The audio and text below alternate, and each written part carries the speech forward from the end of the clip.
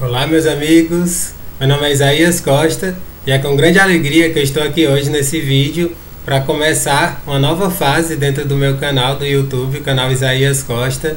Eu concluí há poucos dias, né, um estudo da obra Arrancar Máscaras, Abandonar Papéis, né, a segunda obra que eu fiz um estudo assim do começo ao fim de uma obra inteira aqui no canal.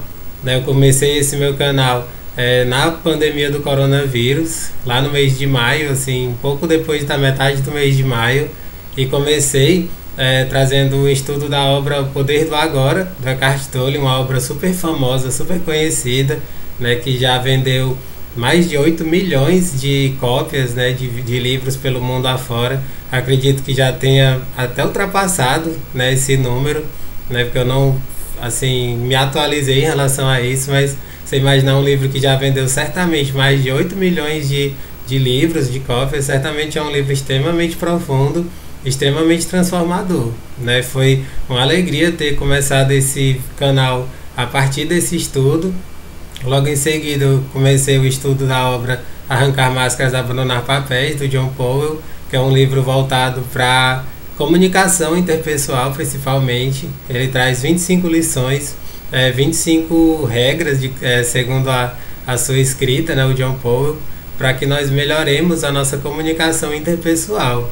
Né? E assim, no finalzinho desse estudo, eu até comentei que eu ia continuar o canal, continuar fazendo vídeos, só que ia começar uma nova fase, né, que eu estou aqui hoje para falar para vocês e já trazer reflexões, que são reflexões diversas a partir de obras que eu me empolguei muito lendo, que eu gostei muito das mensagens, né, dos ensinamentos trazidos, né, e assim, o objetivo desse canal, gente, o principal é trazer temáticas voltadas para a espiritualidade de uma forma muito ampla, de uma forma simples e que a gente possa abranger os mais diversos setores, conectando com a espiritualidade, né, e assim, um dos grandes mestres na minha vida é um carinha chamado Paramahansa Yogananda, né, um dos maiores mestres do século XX. E para esse primeiro vídeo, né, como eu comentei, dessa nova fase do canal, né, vão ser vídeos que não tem nem como eu dizer para vocês qual vai ser a duração deles. Alguns podem ser mais longos, outros podem ser mais curtos, mas certamente vão ser vídeos com temáticas bastante diretas, né, para a gente refletir juntos. E sempre eu vou fazer isso, né, ler pequenos trechos e deixar aqui na descrição embaixo para que vocês copiem, compartilhem com seus amigos. Nós vamos seguir nessa toada, certo? E hoje, né, para esse primeiro encontro, né, desse primeiro vídeo pós, né, estudos dessas duas obras que eu fiz, eu vou trazer uma reflexão a partir de um livro, gente, que eu gosto demais, até já sugeri num estudo, A Segunda Vinda de Cristo, A Ressurreição do Cristo Interior, do autor Paramahansa Yogananda. É um livro que tem 3 volumes, esse que eu estou trazendo aqui é o volume 2. Esse livro é um apanhado de uma série de discursos que ele fez na sua escola, né, que é a Self-Realization Fellowship, né, a jornada para a autorrealização, digamos assim, né, que ele criou, né, o Paramahansa Yogananda, e ele fazia uma série de palestras, né, de ensinamentos. Muitas delas eram gravadas em tapes, né, e depois elas foram assim transcritas, né, e reestruturadas na forma de livros, né, e assim ele tinha como Jesus Cristo um dos grandes mestres na sua vida. Por isso esse livro, né, A Segunda Vinda de Cristo, que se baseia muito nas mensagens do Evangelho, né, o mesmo dos Evangelhos apócrifos, no qual ele traz uma interpretação muito profunda, trazendo também mensagens do yoga. Né, o Yogananda ele conecta muito com as mensagens do Oriente e também do Yoga, conectando com o cristianismo. Então é uma forma muito ampla, muito profunda de a gente trazer a mensagem do Cristo. Né, então certamente eu vou fazer vários vídeos a partir dessa obra e de outras obras do Paramahansa Yogananda que eu tenho em casa, certo? Então hoje, né, vai ser o nosso primeiro vídeo, nosso primeiro encontro. E eu vou trazer um pequeno trecho dentro desse livro, né, Segunda Vinda de Cristo, volume 2, o discurso de número 56.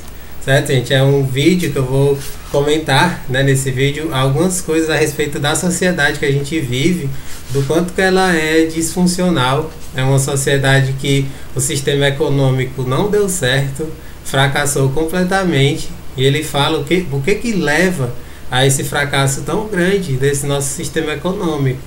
E aí, para o título desse vídeo eu coloquei, né, o fracasso do sistema econômico vigente, né? E aí ele fala por que esse fracasso tinha que acontecer, não tinha como ser diferente, né? Do jeito que a sociedade ela foi estruturada, não tinha como ser de outra forma. O fracasso é certo. E aí ele explica o porquê e a gente vai refletir um pouquinho sobre isso, tá ok? Ele diz o seguinte: as condições caóticas que existem atualmente no mundo inteiro são o resultado de uma vida distante dos princípios divinos. As pessoas e as nações podem se proteger de uma total destruição ocasionada por elas mesmas se viverem de acordo com os ideais divinos de fraternidade, cooperação industrial e intercâmbio industrial de bens materiais e experiências espirituais. O sistema econômico atual de especulação e de exploração fracassou. Somente uma irmandade entre as nações, entre as indústrias necessárias e entre os industrialistas pode trazer prosperidade duradoura para o mundo. Ou seja, isso aqui é um parágrafo, né, dentro desse discurso que eu achei perfeito. A gente achei essa reflexão incrível, né? Ele fala que o que mais leva ao fracasso desse sistema econômico é a falta de cooperação, é a falta da fraternidade. E eu queria começar a partir daí. A gente, para ter uma sociedade mais equilibrada, com pessoas felizes, é preciso haver a fraternidade. Quando eu li isso, eu até lembrei, gente, de um vídeo que eu assisti ainda na pandemia, nesse período de pandemia, com o Mário Sérgio Cortella, numa das muitas lives que ele fez. E ele comentou algo que eu achei extremamente curioso e ao mesmo tempo preocupante, sabe? Fizeram pergunta para ele sobre questão de algo que o surpreendeu, que o deixou assim boquiaberto, né? Durante esse período de pandemia, vindo de reações de leitores, de ouvintes, de pessoas interagindo nas suas páginas. E aí ele falou de uma coisa que o deixou estarrecido, que foi uma vez ele estava falando, né, a respeito dos ideais iluministas, né? A gente sabe que se tornou super conhecida uma frase, né, que trata dos ideais iluministas, né, de fraternidade, de igualdade, liberdade e fraternidade. Né? Certamente você já leu sobre isso, talvez tenha tido aula sobre isso na escola. Esses ideais iluministas que são extremamente interessantes e profundos para que a gente tenha uma sociedade melhor. E aí ele comentou sobre esses ideais iluministas de igualdade, liberdade, fraternidade, para que a gente possa ter uma sociedade melhor, uma sociedade mais coesa. E aí ele recebeu um monte de críticas das pessoas dizendo: não, você é um comunista, né? Você tá ligado aí com esse pessoal da esquerda, um esquerdopata, não sei o que. Ele pensou: poxa, como assim? Quando foram trazidas essas ideias, não tinha nada disso, né? Dessa disputa de esquerda e direita. E aí ele falou que foi uma coisa assim que não o abalou assim emocionalmente, né? Pelo fato de ele saber que qualquer coisa que ele falar sempre vai ter discordâncias, só que foi algo que o deixou assim boquiaberto e assim meio que preocupado com a situação que a gente está como sociedade hoje. Eu fiquei assim realmente muito pensativa, né? Já pensou a maravilha que é você pensar numa sociedade que tem esses ideais, liberdade, igualdade, fraternidade? Seria uma sociedade muito melhor, muito mais bonita, muito melhor de se viver do que a sociedade que a gente vive, gente. E as pessoas dizem: não, você é um comunista. Percebe como se trata de distorções? Quando as pessoas falam isso, a gente acha até engraçado, porque as pessoas nem sabem direito o que é. Elas falam comunismo, sou comunista, elas não sabem nem o que significa isso. Elas não estudaram, elas não se aprofundaram. Se você perguntar a elas se elas leram algum livro do Marx, por exemplo, a maioria não leu. A maioria vai dizer: não li. E aí ficam falando que o Marx não presta, que isso e aquilo, sabe? Isso é muito perigoso, gente. Então, eu queria começar a partir daí, nessa nossa reflexão, né? Que a fraternidade é algo que une, né, os seres humanos. Com a fraternidade, está atrelada a isso, né, sentimentos de empatia, né, de querer o bem, né, da generosidade.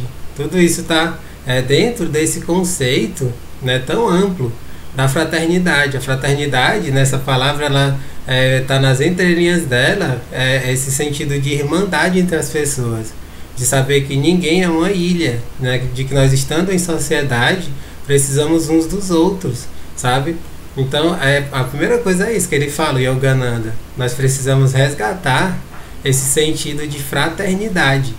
Uma sociedade fraterna certamente é uma sociedade que tende a crescer, a melhorar, e a questão de desigualdades, elas tendem a diminuir cada vez mais.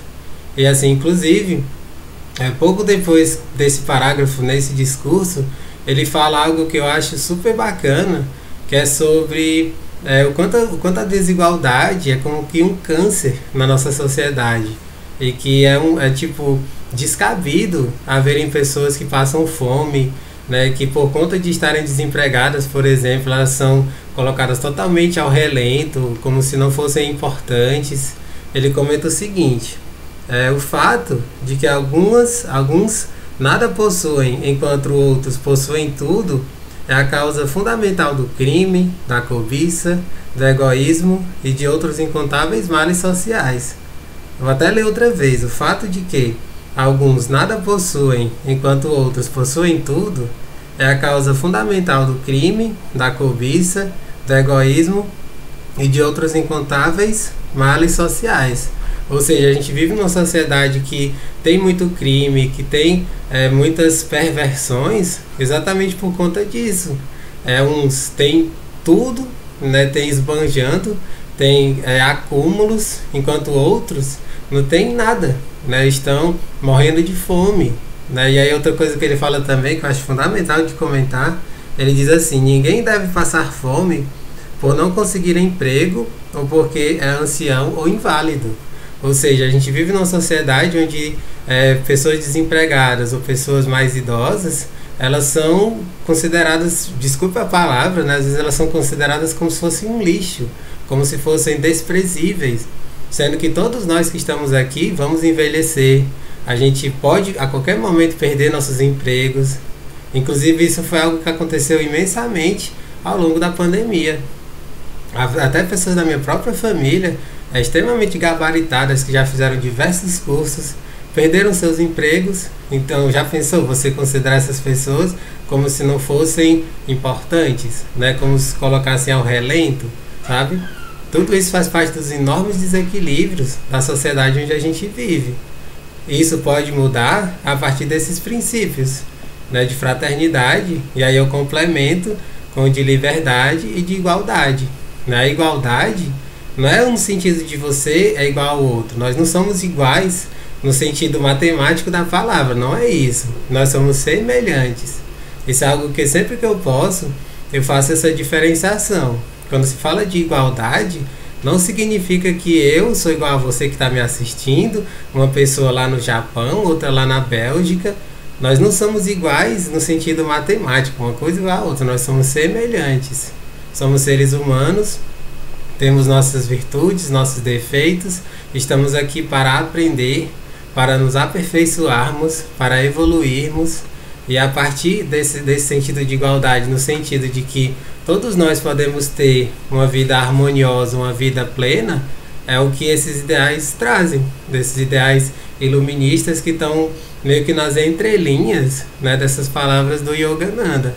Então, assim, se pessoas estão desempregadas ou são idosas, elas não podem passar fome simplesmente porque elas não têm emprego, não conseguiram dinheiro, sabe? E assim, tem tanta coisa envolvida nisso, gente, que assim, dá pra gente passar horas falando, né? Essa coisa de você achar que alguém que seja desempregado, existe muito essa concepção na nossa sociedade.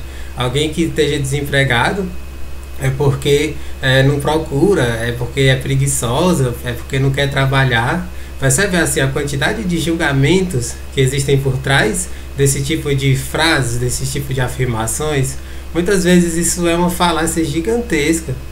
E outra coisa, pessoas às vezes elas trabalham em subempregos e elas trabalham assim exaustivamente. E outra ideia que eu sou totalmente contra é aquela de que se você trabalhar muito, você pode alcançar tudo aquilo que você almeja, tudo aquilo que você sonha. Aquele papo neoliberal, né, de que se você trabalhar muito, se esforçar muito, você pode chegar onde você quiser, você pode comprar o que você quiser. Isso é uma falácia, gente. Muitas pessoas, e a maioria na realidade, elas trabalham muito, né? Pessoas que têm esses subempregos, elas trabalham horas e horas por dia. Pessoas que moram nas periferias das cidades, elas passam horas e horas dentro do transporte público. Elas, assim, às vezes passam 3, 4 horas dentro do transporte público, trabalham 8, 10 horas nos seus trabalhos, voltam para casa de noite exaustas, só para, literalmente, para chegar, tomar um banho, dormir, para começar tudo no dia seguinte. Será que essas pessoas elas não se esforçam? Entende? Essas pessoas que têm esse discurso muito neoliberal, né, de que não, se você se esforçar, se você trabalhar muito, você pode conseguir tudo que você almeja, de alcançar todos os seus sonhos. Não é bem assim. Por que não é bem assim? Por conta da estrutura que a gente criou a nossa sociedade, a economia, né, que privilegia um punhadinho, enquanto despreza, não valoriza a imensa maioria. Então é essa lógica que precisa ser mudada. E é isso que o Yogananda ele está trazendo com palavras de imensa sabedoria para nós. Primeiro, a fraternidade. E aí ele complementa, né? A cooperação industrial e o intercâmbio internacional de bens e experiências espirituais. Ou seja, é não haver, né, aquelas divisões gigantes entre os países. É isso que ele está sugerindo, né? Que os países não sejam ilhas, no qual não haja tanta informação, né? Tantas pessoas fazendo conexões e assim, trocas comerciais de um país para outro, ou mesmo de um continente para outro, né? Porque estamos numa mesma terra, né? Nós somos irmãos e a gente pode fazer essas trocas da melhor forma possível, né? Sem concentração de renda, sem acúmulos. E o que ele está trazendo é isso, essa cooperação. A gente vive num modelo de competição, de quem é o melhor, de qual é o país mais rico. Aí você percebe que, a meu ver, isso é uma coisa totalmente assim, ilógica, é uma coisa que é um câncer na sociedade. Um país que compete com o outro para ver qual é o mais rico, né? Os Estados Unidos, uma competição imensa com a China para ver qual país é o mais rico, é o mais poderoso, tem o maior PIB, né? E assim, eu até já comentei isso num dos vídeos que eu fiz lá no estudo do Poder do Agora, que a gente vive numa sociedade que o PIB, né, tá lá em cima, assim, a valorização do PIB, que é o Produto Interno Bruto. Se o PIB for alto, é um país próspero, é um país feliz, só que não, gente. Existem alguns países, poucos, né, o mais famoso que tem uma forma diferente de ver nessa realidade é o Butão, um país bem pequeno, né, o Butão. Lá existe o FIB, né, Felicidade Interna Bruta, né, que assim a prosperidade, a realização do país, ela está ligada com o grau de felicidade das pessoas. E assim, eu sonho em ver o planeta inteiro se baseando muito mais nessa questão do FIB do que do PIB, né? O PIB eu acho até engraçado, né? Que uma das pessoas que eu acompanho bastante, que é o Eduardo Moreira, né? Ele tem um canal no YouTube, né? Ele faz lives direto, né? Ele fala, né? O PIB, as pessoas se baseiam muito no PIB para uma sociedade, só que se você tá lá no café da manhã, você vai comer um pedaço de PIB no seu café da manhã? Não. O PIB não é uma coisa para você comer, para você beber. O PIB é só uma coisa abstrata, números. O que você come no café da manhã é pão, queijo, bolacha, cuscuz, um monte de coisa que é produzida, né, que faz parte de toda uma indústria, que é produzida, vendida, comercializada, espalhada por todos os cantos. Tem alguém que trabalha desde lá da agricultura para produzir aquilo e depois levar para a indústria e espalhar para todos os cantos. Tem o lado do comércio, tem toda uma rede por trás, entende? Eu acho isso fantástico, a gente mudar esse paradigma, de sair dessa coisa tão abstrata e ir pro real da nossa vida, sabe? E aí eu acho assim que isso tem que ser trazido, tem que ser explorado, porque é dessa forma que a gente pode vislumbrar uma sociedade melhor, uma sociedade que seja mais humana de fato. Né? Ele continua, né? O sistema econômico atual de especulação e de exploração fracassou. Somente uma irmandade entre as nações, entre as indústrias necessárias e entre os industrialistas pode trazer prosperidade duradoura para o mundo. Outra coisa que é super bacana dentro do que ele coloca aqui é o que ele fala sobre exploração. A gente vive num planeta, gente, que tem recursos finitos, recursos limitados e que o ser humano está explorando de uma forma avassaladora. E assim, eu tenho a impressão de que o coronavírus e outras, enfim, né, outras pestes, outras coisas que ocorreram lá no passado, outras pandemias e tudo mais, são respostas da natureza para tanto desequilíbrio de nós como seres humanos. Se nós vivêssemos com essa harmonia, respeitando o meio ambiente, né, respeitando assim, a questão da renovação da natureza, tudo na natureza a gente vive através de ciclos, funciona através de ciclos. Se nós prestássemos atenção o quanto nós também funcionamos através de ciclos, como é a natureza, tem ciclos de criação e de destruição, renovação. E aí o que acontece? Os seres humanos, eles tentam colocar algo que seja perene, né? Tipo assim, você tem mangas e quer que produza mangas o ano inteiro. Na natureza isso não existe. A natureza tem um período de que produz manga. Nós aqui no Brasil, né, uma das riquezas do nosso país, mandioca, por exemplo, tem aquele período que produz a mandioca, só que não é o ano inteiro. E aí nós queremos fazer com que uma coisa seja perene. Quando você faz isso, tem todo aquele sistema de acúmulos, de conservações, que as pessoas utilizam uma série de produtos químicos, produtos esses que muitas vezes a gente, quando ingere, faz um mal danado para a nossa saúde, para o nosso equilíbrio energético, da saúde mesmo do corpo. Daí você vê um monte de coisas que estão relacionadas. Então a gente precisa entender, né, que todas as coisas na natureza têm o seu tempo, têm os seus ciclos, e quanto mais nós nos conectarmos com isso, também a gente vai ajudar, contribuir para uma regeneração do nosso planeta. Ou seja, isso daqui é algo que ele coloca de forma muito assim sutil, mas que vale a pena a gente trazer isso também, porque eu acho fundamental para que a gente crie novas formas de governo, novas formas de economias, né, para o futuro. Aqui, gente, eu estou só pincelando algumas pequenas coisas que a gente pode pensar, que a gente pode refletir para que a gente crie algo diferente, né? Porque o sistema que está aí, a forma com que a gente vive hoje, ela fracassou completamente. Essa pandemia é uma prova viva disso, né? Do quanto que a gente está vivendo de uma forma totalmente desequilibrada, né? Os níveis de desemprego lá nas alturas, o grau, assim, os níveis de fome no nosso país estão cada vez mais estrondosos, né? Ou seja, como ele comenta aqui, é um absurdo um país que tenha tantos recursos como é o nosso. Claro que aqui ele coloca no contexto da época dele, né, lá nos Estados Unidos, onde ele estava, mas que não é diferente de hoje, né? A gente vê, é um absurdo pessoas passando fome, enquanto tem um monte de lugares onde as pessoas jogam comida fora. Teve inclusive uma série de reportagens ao longo desses meses de pandemia falando sobre isso, de locais onde estocavam-se comida e elas acabavam estragando por conta de passar da validade, enquanto outras pessoas morrendo de fome. Percebe como isso é terrível? É aquelas coisas assim que, se você não tiver assim centrado em você, buscando o equilíbrio, a harmonização interior, você fica pé da vida, você fica revoltado com esse tipo de coisa.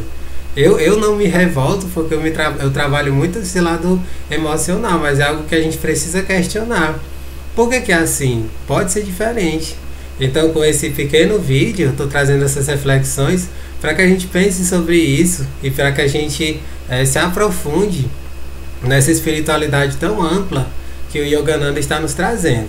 Certamente há muito mais coisas para refletir a partir dessas palavras.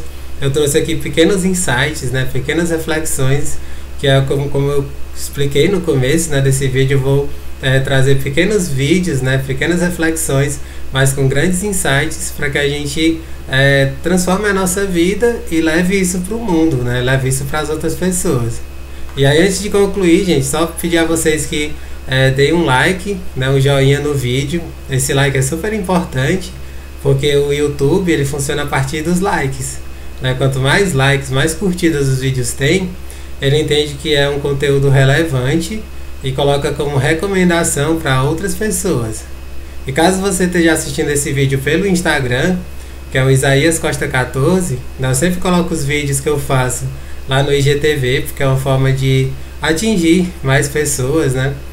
Muita gente acompanha só pelo Instagram, então é uma forma de atingir também, né, essas pessoas, ter um público maior, né? E se você assim sentiu que esse conteúdo que eu trouxe pode contribuir, pode ajudar de alguma forma outras pessoas, amigos seus, pessoas do seu convívio, lá no Instagram, no IGTV, né, tem um aviãozinho lá embaixo, que é o do compartilhamento, né? Eu convido você a compartilhar, né, botar lá naquele aviãozinho, compartilhar com outras pessoas, porque é dessa forma que a gente vai espalhando consciência, gente. Esse é o objetivo desse meu canal. Eu tô aqui único e exclusivamente para isso, né? Não tenho esses objetivos de crescer no YouTube, ter milhões de seguidores. Nunca passou pela minha cabeça coisas assim. É mais para que a gente reflita, cresça juntos. Então, se de alguma forma esse conteúdo que eu trouxe contribuiu, né, no seu processo, nas suas reflexões, e você sente que pode ajudar outras pessoas, né, que também possam curtir, né, esses conteúdos, compartilhe, que assim a gente vai espalhando para mais e mais pessoas. E continue acompanhando, que esse é só o primeiro, né, de muitos vídeos que virão pela frente. Um grande abraço e até o nosso próximo encontro.